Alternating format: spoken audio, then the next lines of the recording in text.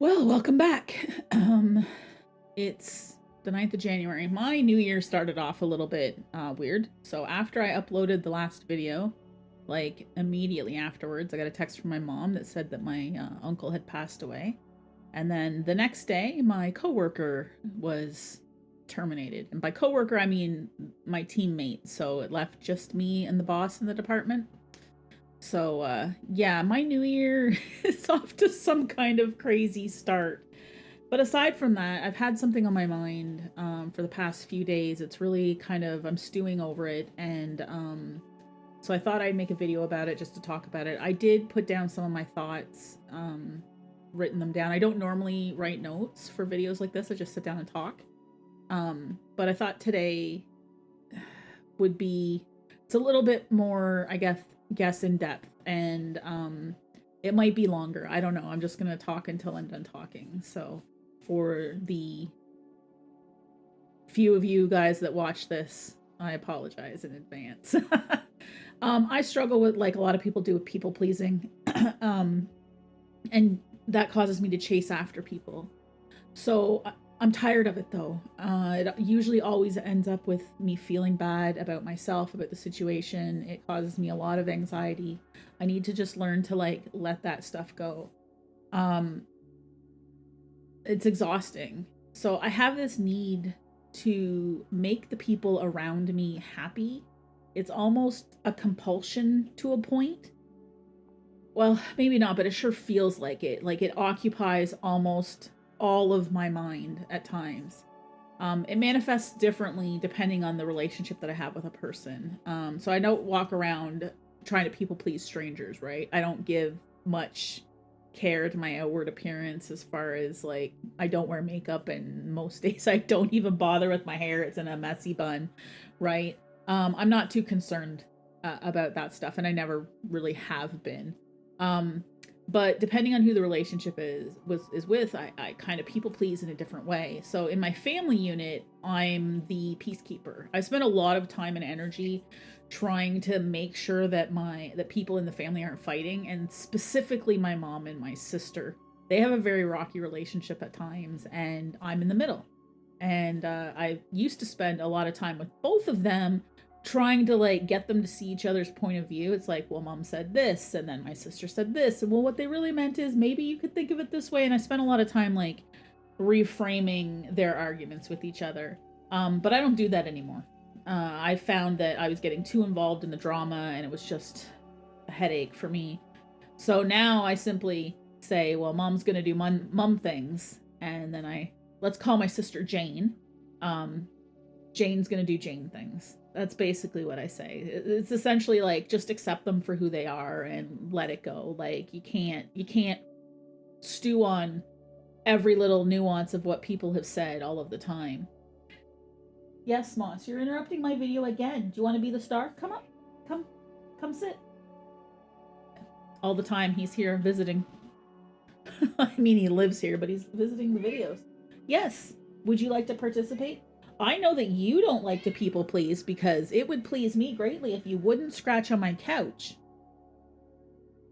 He doesn't listen to me very well. Cats don't listen. If you want something that's going to listen to you, get a dog. Cats don't listen to you, like, at all. So anyways, getting back to this. So at work, I'm constantly trying to earn a raise or promotion, but it's futile. And I know this, and that's the part that's frustrating. Right now might be the closest I've ever come to a fair salary in my work life. But that's only if I don't work any overtime and don't take on any additional tasks. They've strung me along for years, dangling a senior title in front of me, or a team lead title, or a raise, and always managing to keep it out of reach, and always coming up with some excuse that's so minor, that doesn't apply to other people, mind you, that I've done, like some infraction. Oh, because you said this in one meeting one time, we're not going to give it to you. But it's okay that these other 12 people said the same thing, which is fine. Life's not fair. I get it. But I'm constantly like trying to go for that carrot that I know I'm never going to get. And I know that I'm never going to get it. And yet I can't help myself. Like, I struggle with logging off of work at the appropriate time. I struggle not doing more than my job. I struggle not helping people when they ask for it. It's very much like at work, it's very much like the Lucy Charlie Brown thing, you know, where Charlie Brown knows. He knows she's going to pull the football away from him when he runs to kick it. And yet he still does it. He still tries because maybe one day it'll be different. It never is. So at work, I feel looked over, unimportant, undervalued, not good enough, and angry, right? In my relationships with people, so my friendships with people that I'm the closest with is the one that gives me the most anxiety. I mother hen a little bit, and that's a behavior I obviously learned from my mother. She's very like, I don't know. I don't really know a good way to describe it other than say you're eating dinner and she'll check 5 or 6 times if you like what you're eating, right? She's that. Not really naggy, but like mother hen. Must be, is everything okay? Is everything good? Right? Are you fine? Do you need a drink? Can I get you this? And I've really inherited a lot of that or learned that behavior from her, especially if I'm entertaining. I'm always checking my friends' socials to see if they're around. So I'm not really stalking. I just want to see if they're there or if they're struggling with something and maybe I can help them with something.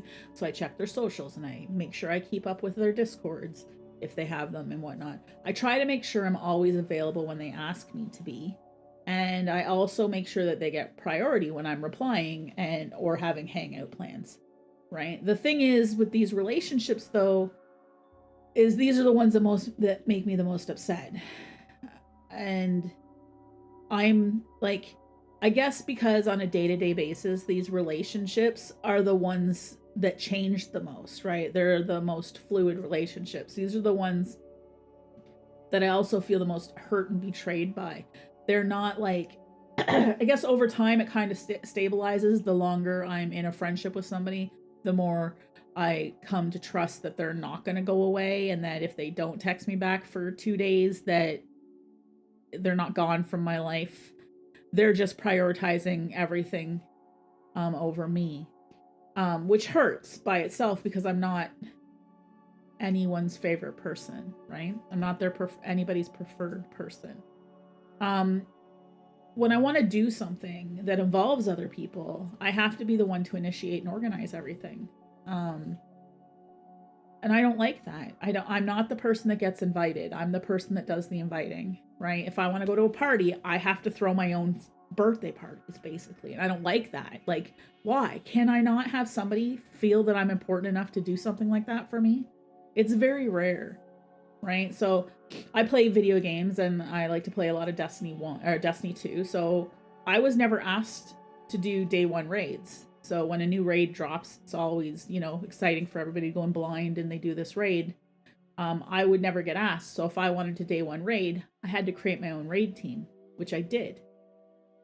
I didn't get invited to do weekly raids in Destiny. So I had to make and organize my own raid team, which I still do every Thursday. Whether I'm going to play or not, I still try to make sure that I have all the spots filled and people available and that everybody can have a good time.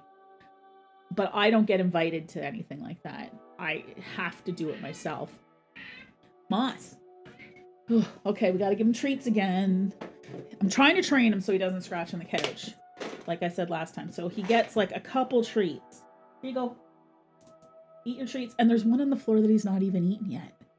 Like he's just leaving it there, you know? Okay, anyway. So where was I? Oh, yes. Bitching about Destiny and video games. So like if I want to do anything in a video game, I have to be the one to organize it all and then coordinate it. And, you know, coordinating gamers is difficult sometimes. Now, luckily for me, I hang out with people that are mostly, I have a Snapchat now, that I hang out with people that are mostly adults, so they schedule stuff, so it's easier to schedule things, like say, hey, be there on Thursday at this time. The people that usually don't show up, like no-show me, are Zoomers, essentially. Like the millennials and the Gen X people, we got this. Because we're usually more adults and further in our lives and stuff. But anyway, I digress. We don't need to talk about Gen X versus all the generations in this video. So I also wanted to play Dungeons and Dragons, but I got purposely excluded from a table. So the only way for me to get invited was for me to become the dungeon master. Okay, so here I am again, creating my own hangout time. And I have all these friends around me, but they don't invite me to things. I have to invite them.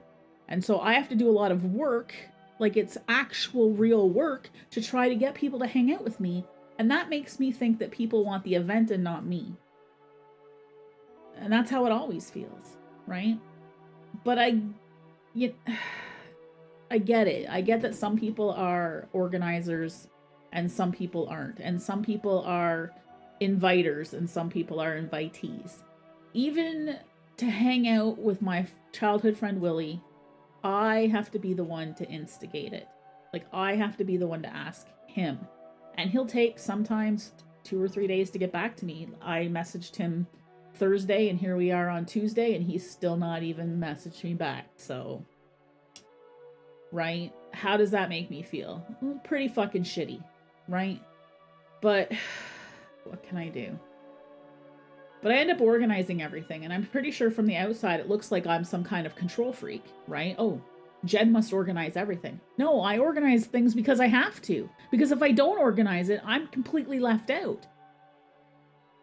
That's the truth of it. And if I don't organize anything, then I don't get invited, and then I can't do stuff, right? So I have to do it myself. I'm not a control freak. I just don't get included. What I wouldn't give to be invited to something that someone else has planned. Like, just show up, you know? Someone else has done all the planning.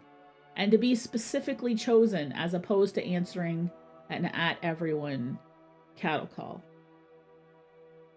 And I know people are like, oh, I just put a general feeler out in a Discord and everybody that replied got to play. No, it's not the same. You see, I didn't get invited personally. And I don't get invited personally, and I would like to be. So all of my people pleasing still doesn't resolve that, right? I'm still not somebody that's important to people. And yet I chase around and look to make sure that they're okay, and I'm always wanting to, like, you know, dote on people and give them gifts. And I'm not trying to buy affection, by the way. I get that relationships can be not balanced. And when I love people, platonically or romantically or whatever, I love with my entire heart. And I'm very giving that way. And yeah. So even if I look back at my romantic relationships, there's not been a time that I can remember where I was pursued. I did the pursuing. There's potentially one person in 2022. Potentially. I'm not sure really if he was pursuing me and I just didn't notice, or he kind of said he was after the fact when it was kind of too late. But he was a catch, a lawyer, a little bit older than me, good looking, you know. We had very good conversations and stuff. But again, I don't know. I'm not trusting necessarily that he was pursuing.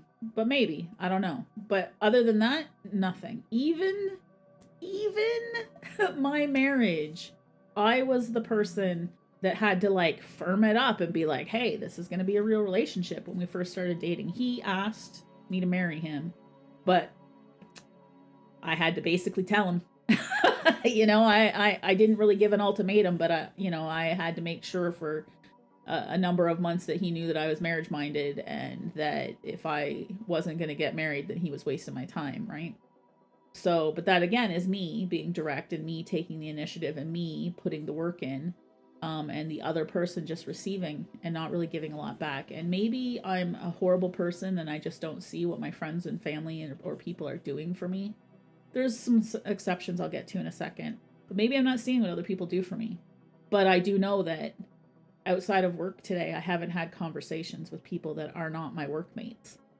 You know, people don't respond to my Snapchats. They don't respond to my DMs or my text messages, and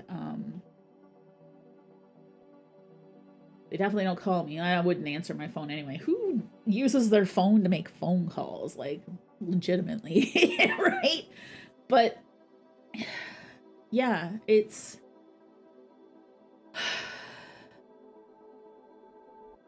lets me know that I'm not important to people, right? And it amplifies the feelings that I have of being alone. And I'm tired of chasing after people because it's all futile anyway, right? I chase and they don't engage, and I chase and they do engage, and then they're gone again, and it's like, it's hard. So people will tell me just to not chase, just don't. And I'm like, okay, but do you know what happens when I don't chase? No one bothers to look for me, right? No one's asking to hang out. No one's checking to see how I'm feeling. There's no interaction unless I instigate it. Like I said earlier, there's no plans being made unless I make them. To be clear though, I do want to say there are a few exceptions to this. My niece, my oldest niece, is very good at just reaching out to me out of the blue for no reason, just to check in. She's good at that. And I do have 2 online friends. While they both have relationships, they do still look for me or reach out to me in their own little way, and I do recognize those 2 individuals. I'll think of names for them eventually.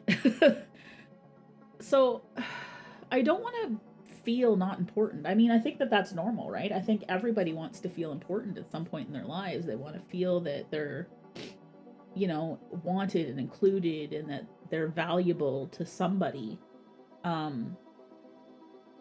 But most of the time I'm not. I don't feel that way, right? I can look at my Discord server and see that people just don't talk in there unless I talk first, and then sometimes I don't even respond, right? So I can look at my dead Discord and just know that I'm not the person.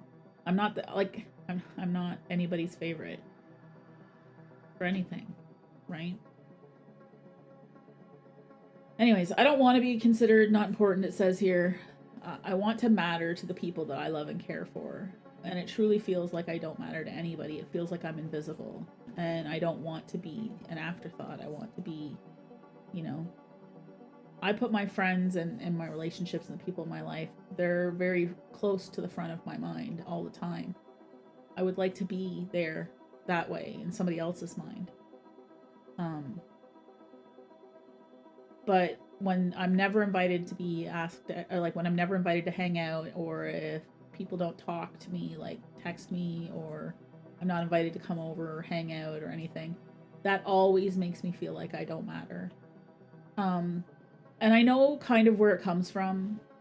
The chasing and the people pleasing, it comes from my early childhood, right? I was adopted. I think I've said that before. Both of my parents had passed away, my biological parents. My mother was died when I was 6, and my biological father died when I was 7. So I have huge issues with abandonment as a result of this, not only of their deaths, but also because of when I was put in, because of foster care, and then both of my sets of grandparents from my biological family are gone. Not that they've died, but they just left my life. With words of, like the one set, I was really close to my biological fathers, my paternal grandparents. They said, I'll see you on Saturday. And that Saturday has never come. So I get that the feelings come from, like, this anxiety, and this feeling and stuff comes from the abandonment issues. I get it.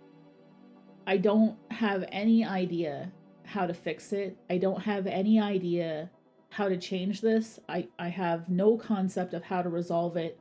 It's frustrating me. It's causing me to be in my head too much and just stew and think.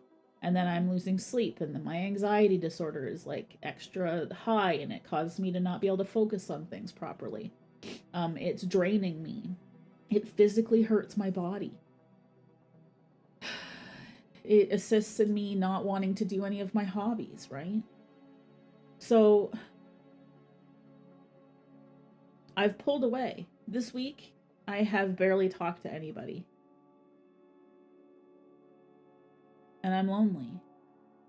I don't know. I wish I could stop doing this whole thing where I chase after people in an attempt to please them so that they'll hang out with me so that I'm not alone, right? That's how the thought is if I contact person X and then I talk with them, and then I can invite them to do activity, and then through that, then I won't be by myself, right? And I won't be alone.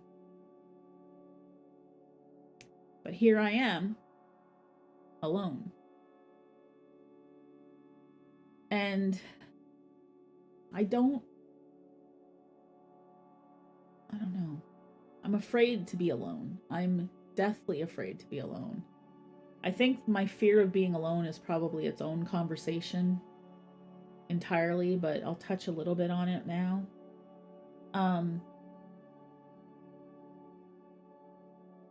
Actually, I don't think I can because I don't even know how to put it into words just yet. I have no words for the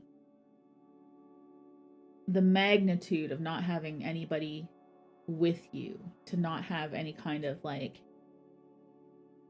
intimate person. Not intimate as far as sex goes, but intimacy. I'm hoping that me watching back, future me watching back, or anybody watching this understands that there's a difference between like sex and intimacy.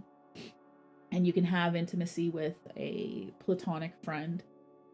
And I miss that. Like, I don't have that. I said to my friend Willie, he had come over for dinner before New Year's, and as my first guest here, and I said to him that I was alone, and that the aloneness, the being alone, it's scary in a way, and it's sad in another way. And I told him that I don't have anybody. Like, if I have a bad day at work, I don't have anybody to talk to. So I often find a post on social media, and we all know that social media is not a good place to do anything like that because, one, it's addictive, but two, it's like, it's not real interactions. Like, it's empty. It's like filling your body full of empty carbs, but never having any protein, right? That'll do for a little while, but it burns out real fast. Anyway, that's it. I don't know. It's rambling at the end here. If you're still listening, thank you. If you have suggestions on how I can fix some of this, or even deal with some of it, or reframe some of the thoughts, then leave me some comments. And I don't even know really where to begin on how to fix it. And I sound like a whiny crybaby, but I know that this is something to do with my childhood trauma and my fear of being alone. And like, I know that I'm not anybody's favorite person, because if I was somebody's favorite person, there would be more interactions with me. There was a book I read once in university. Actually, I've read it a number of times, so I can't say once. It's called Fifth Business. It's by Robertson Davies. It has a character in it called Dunstan Ramsey, and he's the main character. But there is a part in the book where there's an actor, and he's the star of the show, and he walks in, and there's a point at which he finally realizes that he thought he was the star of the show, but it turned out he was really just fifth business. Fifth business is a term for a supporting actor, right? Somebody who's going to help the main characters on their way, like help develop the main character. They're there only to support and enhance the main character. They're not really an NPC. And I think that at the age of 48, I have decided, or I've realized, that I am just fifth business myself.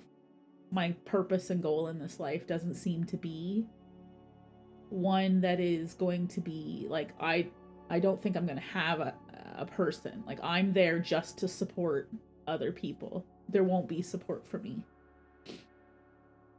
And it's sad a little bit, but maybe I can just accept it and then kind of be positive through it, like knowing your role. Knowing you have an issue or knowing about something is usually half of it, right? So maybe that's my role. Maybe I am just fifth business, and I've manifested the book somehow from that I read in high school and numerous times as well. But I don't know. I wish I could figure out how to fix it. So again, if you have any suggestions, or if you deal with the same stuff and you're out there listening in the massive void that is the internet, leave me a comment and or an emoji or anything. Anyway, I think that's it for me. I'm gonna go have some dinner, and I'll upload this later. But sorry for whinging on, but welcome to what my vlog is.